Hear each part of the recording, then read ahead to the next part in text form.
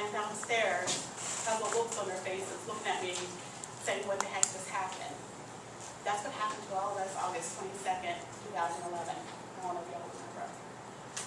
But that was the first time that I ever thought about an earthquake happening in Baltimore. I always thought that happened in California or some other place, but not in Baltimore. Maybe evaluate whether I had enough homeowner insurance in case my house fell down. Well, there are a group of individuals who specialize in sustainable living, and they're called doomsday preppers.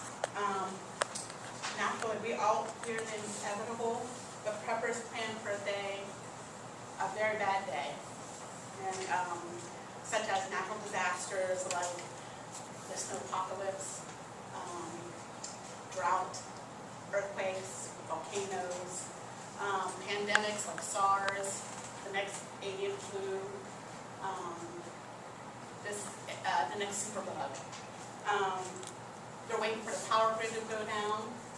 They're waiting for acts of terrorism or war. I guess they're a little bit, paranoid. I mean, they're waiting for 2012, biblical prophecies, you name it, they're waiting for it to occur, and they're prepping for it.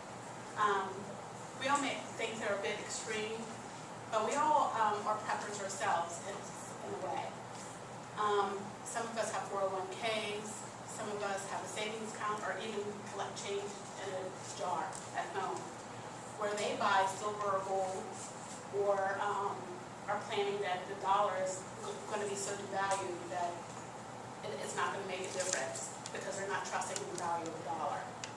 Or you might like to go hiking and camping just for fun. They are out there doing wilderness training. So in the event of something happening, they can live off the land.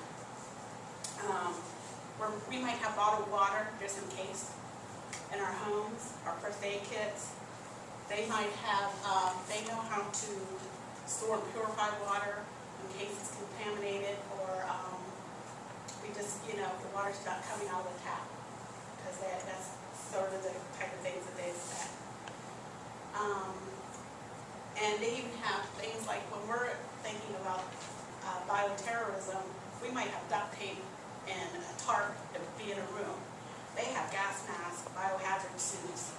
They have a plan A, a plan B, and a plan C, whereas we just might be holed up in our room. To preppers, it's not about the stuff that you have, but it's about having the skills to survive without all this stuff, just in case the government doesn't come through. There's a wealth of knowledge on the internet if anybody's interested, because there are so many survivalist sites that you can look up on the internet. And they're not only, you can also look up things on organic gardening. I consider that sort of like towards that, homesteading. Even there's books in the library, magazines in the library. There were so many things that I found. I mean, even on YouTube, there's things that they will teach you how to make your own solar panels. So if you ever need a generator in case you don't have a gas powered one, or even how to store your own waste in case you don't have plumbing. Preppers are also looking for like-minded people to pair with them, because they feel like when the shit goes down, that they want to make sure that there are like-minded people with them, so if chaos ensues,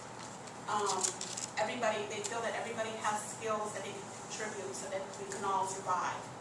So they would prefer that people will be with them versus against them, because they will protect what's theirs. I mean, in conclusion, if you're not, if you're not that worried, or that you don't have view of a doomsday event, FEMA and the Red Cross do recommend that you have at least 72 hours or 3 days worth of supplies in your home, which is 1 gallon of water per person for 3 days. 3 days worth of non-perishable food, a battery-operated radio, flashlights, first aid kit, things of that nature.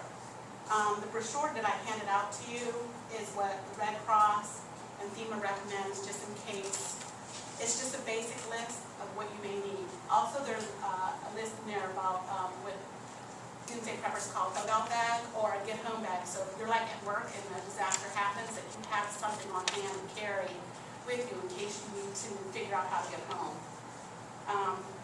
That concludes my presentation, and I'm just curious, does anybody have any questions about it?